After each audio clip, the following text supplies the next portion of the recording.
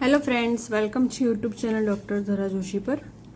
આપણે છેલ્લા વિડીયોમાં ટેટ 1 2025માં જે પેપર લેવાઈ ગયું એના આગળના જે 30 ક્વેશ્ચન હતા બાળ મનોવિજ્ઞાન શૈક્ષણિક પદ્ધતિના, એ આપણે જોઈ ગયા 1 થી 30.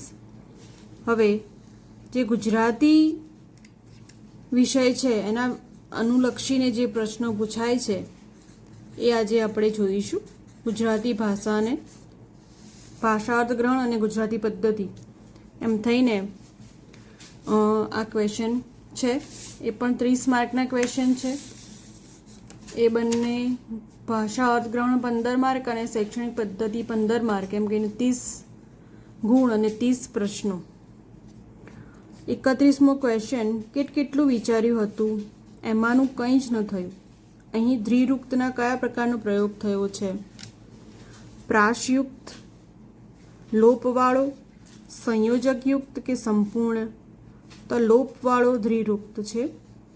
32મો ક્વેશ્ચન, મારે માત્ર કલાક માટે ત્યાં જવાનું છે. વાક્યમાં નિપાતના કયા પ્રકારનો ઉપયોગ થયો છે? તો સીમાવાચક. હવે જુઓ, પરિચ્છેદ આપ્યો છે, એમાંથી 3 પ્રશ્નોના જવાબ આપવાના છે, 33, 34 અને 35.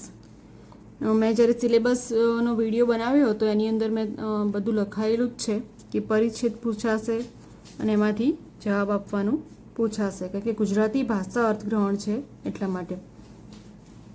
તો આખો ફકરો તો હું વાંચતી નથી, તમારી સ્ક્રીનની સામે જ ફકરો છે, તમે વાંચી શકો છો. વિડીયો સ્ટોપ કરીને તમે આખો ફકરો વાંચી શકો છો. તો જે 3 પ્રશ્નો છે એના વિશે આપણે જોઈ લઈએ. 33મો ક્વેશ્ચન છે, ભૂલ નવી સમજ તરફ દોરી જાય છે. આ વિચાર ઉજાગર કરવા માટે કયો શૈક્ષણિક અનુભવ સૌથી વધુ અસરકારક રહેશે?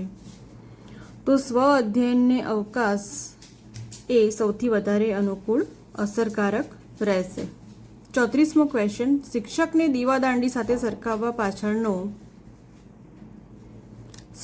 પાછળનો મુખ્ય શૈક્ષણિક સંદેશ શું હોઈ શકે? તો શિક્ષક માર્ક બતાવે છે પણ નિયંત્રણ વિદ્યાર્થીના હાથમાં રહે છે. 35મો ક્વેશ્ચન, પરિચ્છેદ સૂચવે છે કે સાચું શિક્ષણ અંદરની ક્ષમતાને જાગૃત કરવા પર આધારિત છે. નીચેની કઈ રીત આ વિચાર સાથે સૌથી ઓછું સુસંગત છે? હવે આમાં ઓછું સુસંગત છે એના વિશે આપણે જવાબ આપવાનો છે. તો બધાને એક સરખી જવાબદારી આપીને એકમાત્ર યોગ્ય રીત શીખવવી એ ઓછું સુસંગત છે.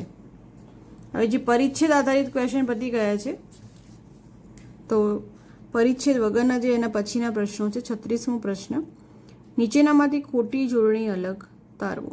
તો જે જીજી વિશા છે એ ખોટી જોડણી છે. તો જીજી વિશા આવી રીતે આપણે લખી શકીએ છીએ, હસ્વ ઈ આવે. 37મો ક્વેશ્ચન, આ રમણીનો રાગ કોને મુગ્ધ ન કરે? અલંકાર ઓળખાવો. તો શ્લેષ અલંકાર. એના પછી કાવ્ય આવે છે, મરજીવિયા. એની ઉપરથી 38 થી 40 નંબરના જે ક્વેશ્ચન આવશે એ આ કાવ્યના ઉપરથી આપવાના છે. તો કાવ્ય તમે જોઈ શકો છો, વિડીયો સ્ટોપ કરીને તમે એને વાંચી શકો છો, સમજી શકો છો. તો કાવ્ય ઉપરથી 38 થી 40 જે ક્વેશ્ચન છે એ એના ઉપરથી આપવાના છે. અહીંયા નંબર ખાસ જોઈ લેવાના કે આ જે કાવ્યના પ્રશ્નો કયા છે. તો આપણે ક્વેશ્ચન જોઈએ. 38મો ક્વેશ્ચન, કાવ્ય સંદર્ભે લાગુ ના પડતું હોય તેવું વાક્ય કયું છે? તો મરજીવિયા દરિયામાંથી શંખ અને છીપલા શોધી લાવ્યા. એ લાગુ પડતું ના હોય એવું વાક્ય છે. 39મો ક્વેશ્ચન, મરજીવિયાના પ્રિયજનો માટે નીચેનામાંથી કઈ બાબત લાગુ પડતી નથી? તો મોઢું મીઠું કરાવી મરજીવિયાને વળાવ્યા, એ લાગુ પડતી નથી. 40મો ક્વેશ્ચન, કાવ્યમાં વપરાયેલ ગહ્વર શબ્દનો અર્થ શું થાય? તો બખોલ. હવે એના પછી ગદ્યાંશ છે, એની પરથી 41 થી 43 નંબરના ક્વેશ્ચનના જવાબ આપવાના છે.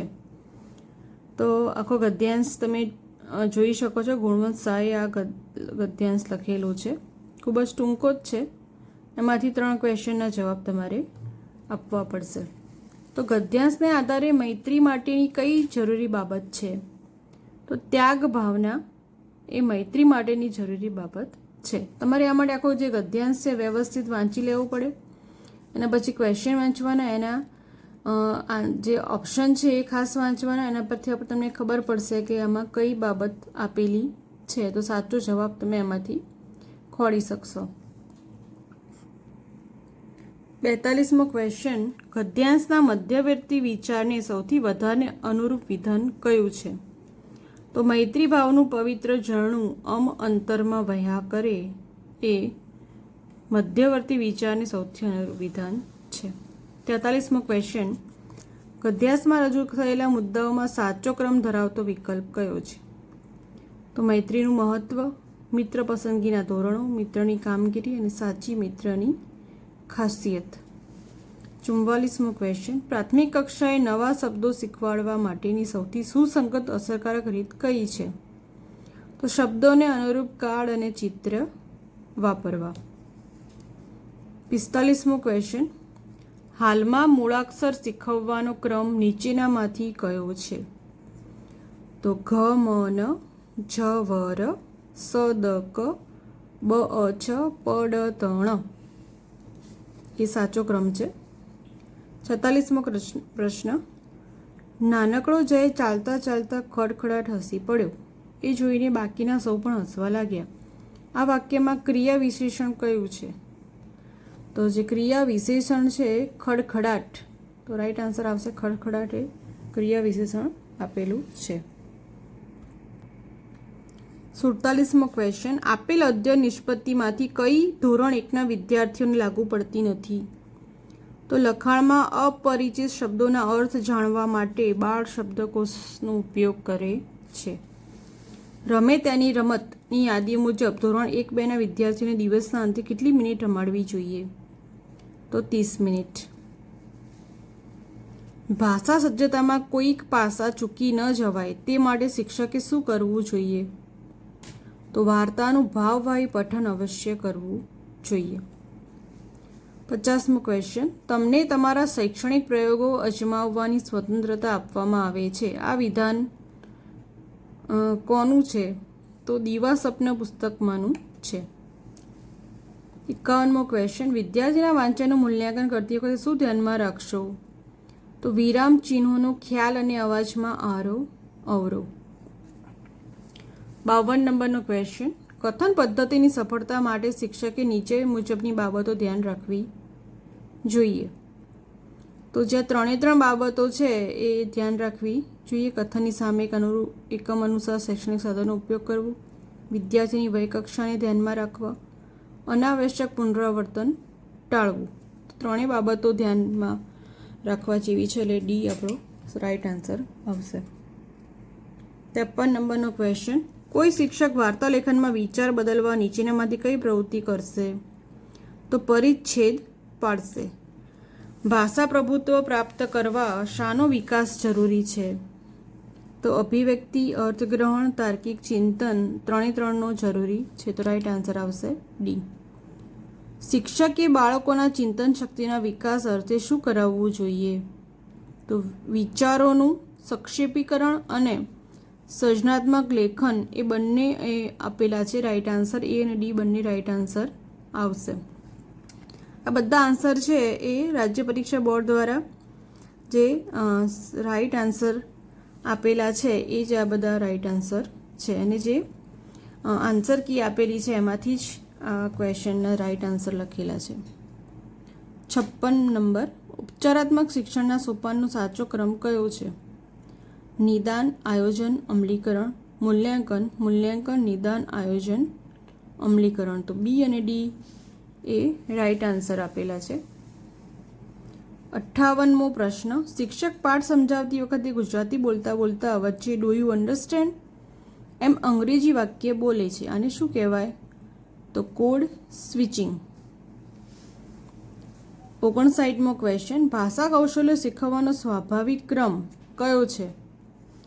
તો પહેલાં શ્રવણ, પછી કથન, વાંચન અને લેખન.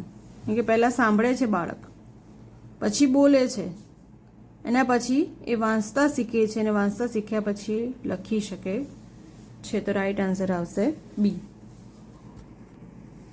60 નંબરનો ક્વેશ્ચન, વિદ્યાર્થીઓમાં ભાષા સજ્જતાનું મૂલ્યાંકન કરવા માટેની નીચેનામાંથી કઈ પદ્ધતિનો ઉપયોગ કરવો જોઈએ? તો વર્ગ વ્યવહાર અને આંતરક્રિયાઓનું અવલોકન, આ પદ્ધતિનો ઉપયોગ કરવો જોઈએ. રાઈટ આન્સર આવશે સી. તો અહીંયા સુધી ગુજરાતી ભાષા સજ્જતા અથવા ગુજરાતી ભાષાના જે પણ પ્રશ્નો છે અહીંયા પૂર્ણ થાય છે. હવે અહીંયાથી અંગ્રેજી ભાષાના ક્વેશ્ચન ચાલુ થશે. એ પણ 30 ક્વેશ્ચન આવશે. ભાષા અર્થગ્રહણ અને શૈક્ષણિક પદ્ધતિ, તે હું નેક્સ્ટ વિડીયોમાં એનો સમાવેશ કરીશ, કારણ કે એક વિડીયોમાં સમાવેશ કરવાથી વિડીયો બહુ લોંગ બની જાય છે અને ઘણા તાલીમાર્થીઓને એ કંટાળાજનક પણ લાગતો હોય છે. તો નેક્સ્ટ વિડીયોમાં અંગ્રેજીના જેટલા ક્વેશ્ચન છે એ આપણે જોઈશું, અને પછી ગણિત અને પર્યાવરણ વિશે આપણે જોઈશું. તો આશા છે કે તમને આ જે વિડીયો છે એ કામમાં આવશે, કે નેક્સ્ટ પરીક્ષામાં આવા પ્રશ્નો પૂછાઈ શકે છે. આ તો ના પૂછાય, પણ એના જેવા પણ તમે એના પૂછાય તો તમે જવાબ આપી શકો છો. તો મળીએ નેક્સ્ટ વિડીયોમાં. ત્યાં તો જય હિન્દ, વંદે માતરમ.